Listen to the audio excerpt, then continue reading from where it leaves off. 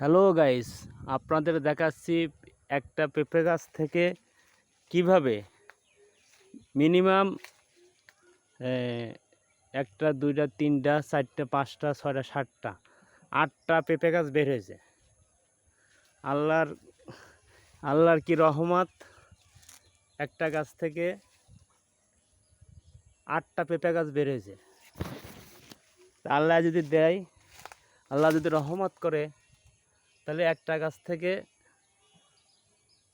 বেশি গাছ লাগে না, একটা গাছ থেকে পেঁপে সর্বোচ্চ ফলন হতে পারে। সবই আল্লাহ রহমত।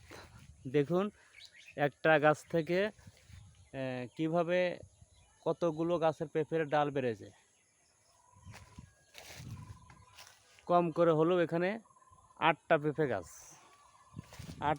গাছ হয়েছে। একটা দুইটা তিনটা চারটা পাঁচটা ছয়টা সাতটা আটটা। মূলত গাছ হচ্ছে এইটা, এই গাছ থেকে এভাবে পেঁপের শাখা প্রশাখা আটটা পেঁপে গাছ বেরিয়েছে। সবই আল্লাহর রহমত। আল্লাহ চাইলে কি না পারেন। সবাইকে আসসালামু আলাইকুম, শুভ সন্ধ্যা, ধন্যবাদ।